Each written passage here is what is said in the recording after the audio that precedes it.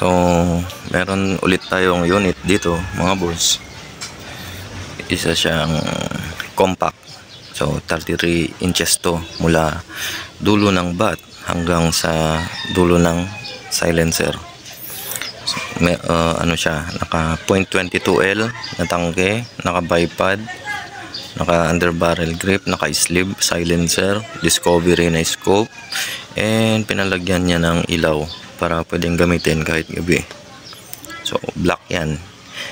And ngayon, so paano nga ba tumama ang 12 inches? Meron tayong target dun. Yun. Yun sa karton na yun, meron tayong 5 na dot. Then meron tayong isang camera dun. So, i-check natin kung paano nga ba siya tumama. And gagamitin natin is Astro na straight from the box. Maputi-puti pa. So, hindi na nilinis. Yan. So, test natin kung paano nga ba siya tatama. Ano to? 10 yards. 10 yards lang to. Then, sige. I-set up ko lang yung. So, ang gagamitin lang natin is itong bipod. Hindi na tayo gagamit ng gato or anong paman. So, airgun lang. Tapos, test natin.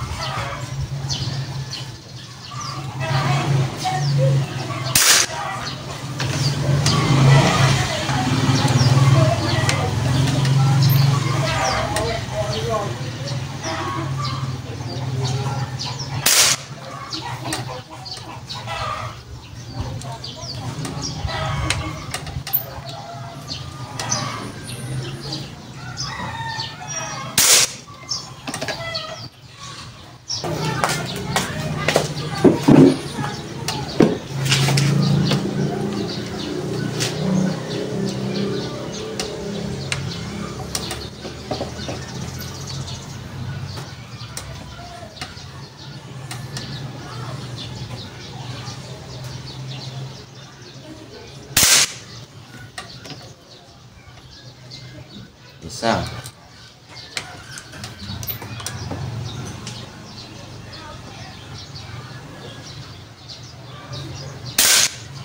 Dalawa.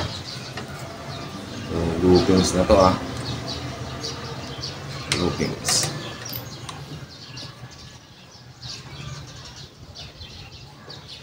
Tatlo.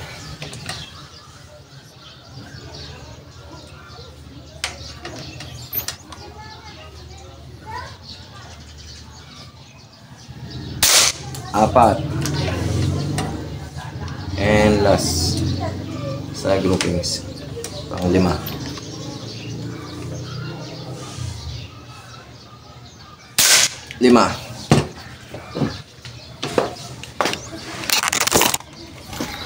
So, ito lang yung gamit natin from the box. Wala nang linis-linis yan. And ito yung isang camera natin. And ito yung patama natin. So, ganyan siya. 1, 2, 3, 4, 5, 6, 7, 8, then 9. Then ito yung groupings. So bali 5 bala to mga boss. Sa 12 inches yan.